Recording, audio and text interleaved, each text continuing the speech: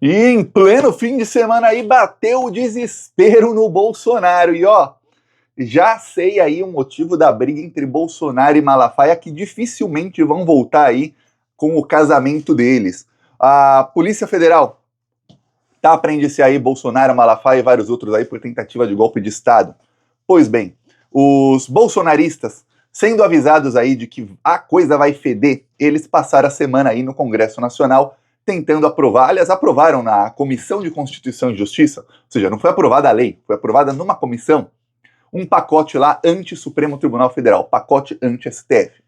Os ministros do STF já tinham avisado meses atrás que se isso fosse aprovado, a coisa ia ficar feia para todo mundo.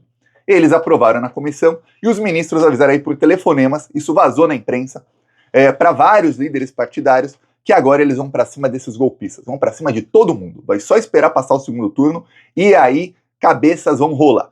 O que acontece é o seguinte, o Malafaia e o Bolsonaro foram avisados de que eles vão ser alvos aí do Supremo Tribunal Federal. Então o Bolsonaro entrou em pânico, em desespero. Pode ver que o Bolsonaro aí, ó, já faz uma semana do primeiro turno da eleição e o Bolsonaro não tá aparecendo.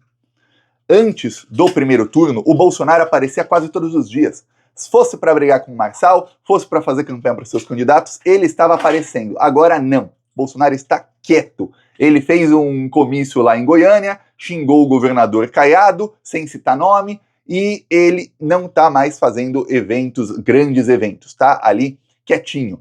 O Malafaia brigou com o Bolsonaro, começou a ficar amigo do Tarcísio, mais amigo do Tarcísio, do Ricardo Nunes e do que ali os bolsonaristas chamam de, abre aspas, sistema. Em pânico aí, com aviso de prisão, o Bolsonaro fez um último pedido aí pro Alexandre de Moraes, a defesa do Bolsonaro fez uma última tentativa. Eles sabem que quando eles fazem essas tentativas, se as tentativas são negadas, isso gera uma notícia negativa pro Bolsonaro. Mesmo assim, eles fizeram. O Bolsonaro pediu a devolução do passaporte dele. Ele fez uma lista de pedidos pro Alexandre de Moraes. Pediu a devolução do passaporte, disse que quer ir para os Estados Unidos falar com Donald Trump. Ele pediu para anular a investigação aí do caso das joias e outras investigações contra ele, e pediu para que o Alexandre de Moraes tirasse a tornozeleira dos seus assessores. Vamos lembrar, o Bolsonaro, como ex-presidente, ele tem direito a alguns assessores. Esses assessores, eles foram presos. Depois de alguns meses, eles foram soltos com tornozeleira eletrônica. E aí o que acontece? A Polícia Federal e Alexandre de Moraes sabem onde esses assessores estão em tempo real. O Bolsonaro queria isso tudo. E aí, a Polícia Federal avisou, olha, não é a primeira vez que a gente detecta possíveis planos de fuga do Bolsonaro. Se ele for para os Estados Unidos, tem uma chance dele não voltar mais. Os assessores dele, sem tornozeleira eletrônica, tem uma chance enorme deles fazerem igual muitos e muitos dos terroristas do dia 8 de janeiro fizeram. Eles tinham tornozeleira eletrônica, eles não tinham tornozeleira eletrônica e eles fugiram para a Argentina. Alguns quebraram a tornozeleira eletrônica e fugiram para a Argentina. E lá, até que eles sejam deportados, extraditados no caso, vai demorar um tempão. Ainda mais porque o governo Milei dá guarita para eles e o governo Lula é extremamente republicano. O Lula não é o tipo de presidente que ele vai retalhar um país por conta desse tipo de coisa. Opinião do Thiago, erro, deveria retalhar. Mas o Lula não é o tipo de pessoa que faz isso. Então, o Milei também não é o tipo de político que está ligando para isso. Ele está empobrecendo aí a Argentina. A expectativa é que a Argentina vai diminuir, vai ter recessão de 3,5% nesse ano e de que o Brasil vai crescer 2,8%. O mercado financeiro, quem assistiu o último vídeo de ontem, eu falei sobre isso, o mercado financeiro erra para baixo todas as projeções do governo Lula e é proposital. Inclusive, no ano passado falavam que o Brasil ia crescer 0,7% e cresceu 2,8%. Erraram por 4 vezes. Alguém que erra por 4 vezes não sabe de absolutamente nada, né? Pois bem, dessa vez também ia crescer 1,2%, aí foram aumentando, agora é 2,8%. Erraram por mais de 100% a coisa para cima. Erraram para baixo, né? Aumentaram já em mais de 100% a projeção. Voltando aqui ao tema, então, diante aí do risco de fuga do Bolsonaro, o Alexandre de Moraes foi aconselhado a não devolver o passaporte. Ele já não ia devolver, tá? A não devolver o passaporte do Bolsonaro. Todo mundo sabe o que o Bolsonaro quer conversar com o Trump.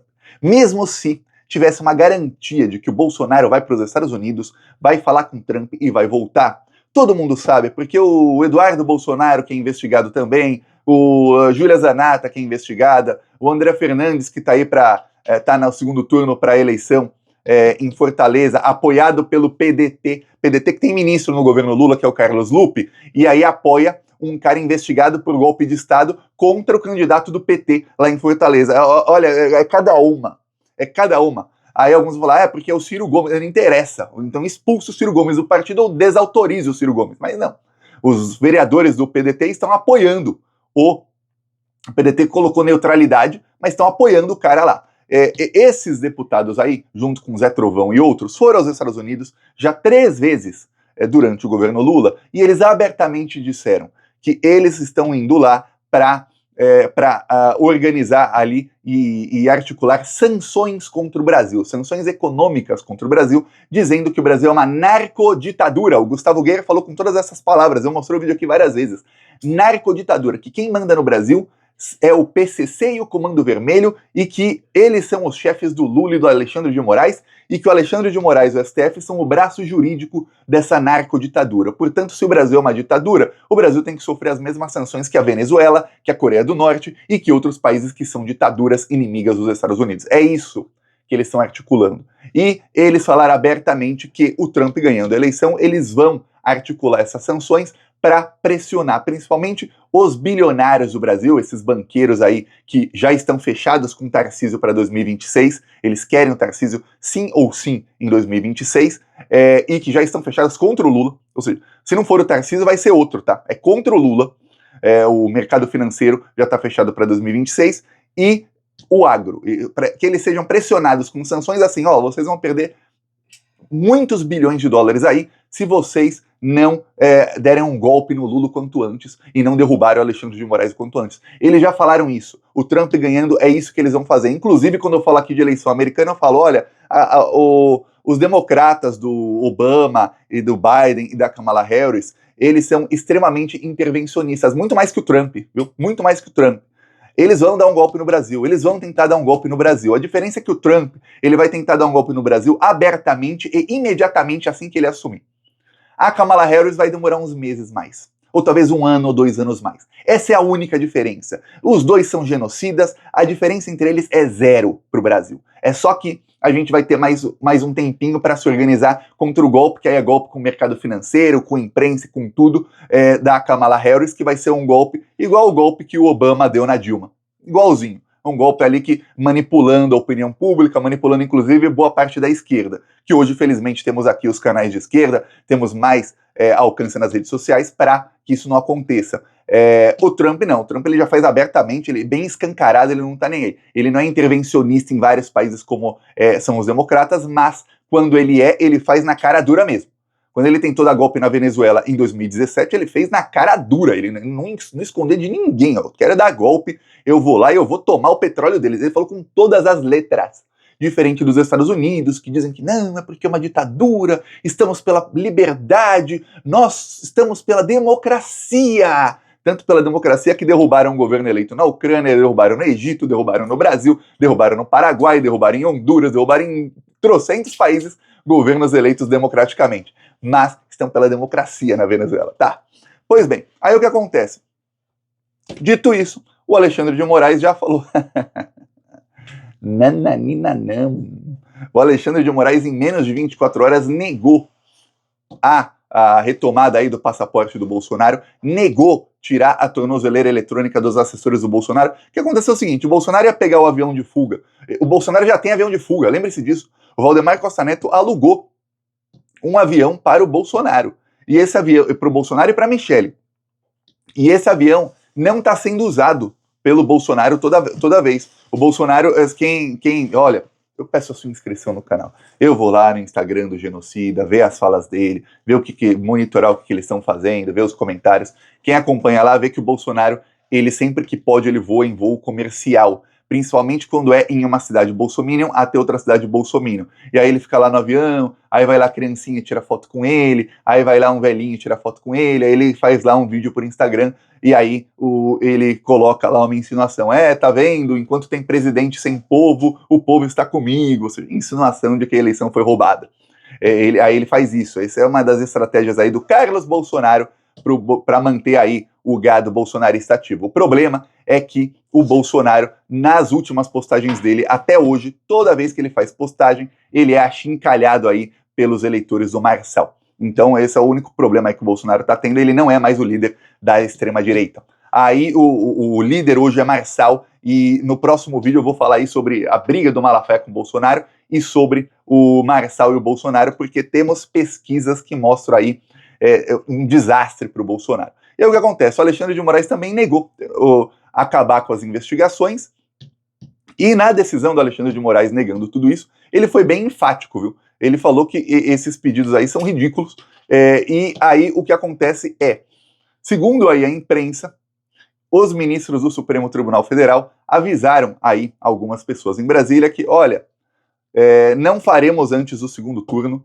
porque os bolsonaristas vão usar isso. Então, por exemplo, André Fernandes, que é investigado por golpe de Estado, se acontece alguma coisa aí, uma operação, uma mega operação aí da polícia, uma ofensiva aí do STF contra os bolsonaristas, o discurso dele de perseguido, de que o Brasil é uma ditadura e tal, ganha força. E aí tem uma chance até dele ganhar a eleição. Ele está empatado com o candidato do PT e ele tem apoio aí do pessoal do Ciro Gomes lá. Mas tem uma chance maior dele ganhar a eleição, caso isso aconteça. Tem lá o candidato bolsonarista lá em Goiânia, também tem uma chance de ganhar a eleição. A mesma coisa em outras cidades. Então, o que eles estão fazendo é o seguinte, vamos esperar aí, a eleição vai ganhar, quem tiver que ganhar, vai perder quem tiver que perder. Ok, depois disso, a gente vai passar o trator para cima dos bolsonaristas. Então aí não vai ficar pedra sobre pedra. Já saiu notícia aí nesse final de semana de que a Polícia Federal está com um inquérito praticamente ali finalizado e de que vai pedir algumas prisões aí antes do final do ano. Agora vem o negócio, entre a Polícia Federal pedir a prisão e o Alexandre autorizar, tem uma diferença. Eu te dou um exemplo. A Polícia Federal pediu a prisão do Marcos Duval. Marcos Duval está livre, leve e solto até hoje. O Alexandre de Moraes negou, falando que ele é senador, ele só pode ser preso se for em flagrante. Ele estava em flagrante de obstrução de justiça. Mas o que acontece é que aliás, na hora de prender petista era sempre isso, está em flagrante de obstrução de justiça. Pô, mas o tal do crime que está sendo acusado foi 10 anos atrás. Mas está obstruindo a justiça até hoje. Aí prendia, o Congresso Nacional ia lá, caçava, eu dou sempre o exemplo do Delcídio de Amaral, que era líder do PT no Senado. E depois foi inocentado. Ele era inocente. Foi preso e perdeu o mandato. Inocente. Pois bem, agora para prender bolsonarista, não. Por quê? Porque parte disso aí eu reclamo, falo, nossa, para prender hoje uma excelência é um parto, é uma dificuldade. Parte disso, eu vou falar, é culpa aí das lideranças de esquerda, tá? Não é culpa minha e sua. Eu vejo muita gente falar, a culpa é nossa, porque a gente não tem maioria. A culpa não é minha, não. Desculpa, eu não tenho verba de R$1 bilhão para gastar na eleição igual tem o PT. A minha verba é zero. Inclusive, eu ia ser candidato, eu não pedi um centavo do PT. Tem candidato a deputado federal do PT que, para se eleger, gastou 3, 4, 5 milhões de reais na campanha. Eu ia me eleger gastando zero. Zero. Eu não ia gastar um centavo, nem pedir doação. Tem gente que ainda, além do dinheiro do partido, ainda pede doação. Eu não ia pedir nem doação. Eu falo, dá para se eleger sem sair de casa e sem um centavo na campanha. Imagina o que se faz com R$1 bilhão. Me dá R$1 bilhão na minha mão, se eu não eleger metade do Congresso, eu falo, me prendam. Pois bem, o que acontece é, os partidos aí, não só o PT, PSOL, PCdoB, o PDT que se diz esquerda, mas é extrema-direita, e tem ministro no governo aí, tá na extrema-direita e tal, esses partidos aí têm verba e não conseguiram. A extrema-direita foi lá, a verba do PL nessa eleição era bem menor do que a dos partidos de esquerda, e o PL elegeu muito mais. E aí o que acontece? Hoje, se prender um deputado, se prender um senador, vai ter uma votação no Congresso Nacional, e o Congresso vai mandar soltar, como quase mandou soltar o assassino da Marielle. Só porque foi um caso de comoção nacional que envolve assassinato, é que os brasão continuaram presos, senão estavam soltos. É isso. Se tivesse uma maioria de esquerda, o que eu posso te dizer, te garantir, é que já estariam todos presos. O André Fernandes não seria candidato à prefeitura de Fortaleza, porque ele estaria preso. O Eduardo Bolsonaro não estaria indo para os Estados Unidos, que estaria preso. Esses todos estariam presos. Mas como não tem, fica nessa. Até o Bolsonaro está se beneficiando aí dessa maioria que tem a direita no Congresso Nacional. A extrema-direita ainda Falou ainda, porque não se sabe o que vai acontecer em 2026. Eles ainda não têm maioria, mas a direita tem ampla maioria, ampla maioria. O PT tem 65 deputados de 513. Não é nada, não é nada. Quer dizer, você tem aí 12%. São 72 deputados. 12% da Câmara dos Deputados. Não é nada, quer dizer, 88 não são do PT. Ah, junto o PSOL, mas em muita matéria importante o PSOL trai. Em muito, a reforma tributária o PSOL traiu. Na hora de punir o Dallagnol lá na Lava Jato, a votação foi em 2022, o PSOL traiu. Faltaram 10 votos para aprovar, 10 do PSOL. Se o PSOL inteiro votasse a favor de punir o Deltan teria sido caçado lá como procurador. Os procuradores da Lava Jato já estariam todos demitidos e alguns já estariam presos. Mas o PSOL votou contra. Então não dá para confiar 100%. Aí o que acontece? Agora, o que vai acontecer é isso. Esperemos aí o final do segundo turno para ver o que vai acontecer. Lembre-se, os ministros do STF estão uma fera. Essa semana aí, quem acompanhou os vídeos do Plantão Brasil sobre o plenário lá do STF, você viu o Gilmar Mendes, o Barroso, o Flávio Dino, eles estão enfurecidos. Aí o Bolsonaro percebeu que a coisa vai ficar feia e tentou aí uma fuga, não deu. Veremos. Eu peço sua inscrição no canal, seguiremos aqui na luta e muito em breve eu vou dar um curso aí gratuito de como enfrentar essa bandidagem aí nas redes sociais. Falou!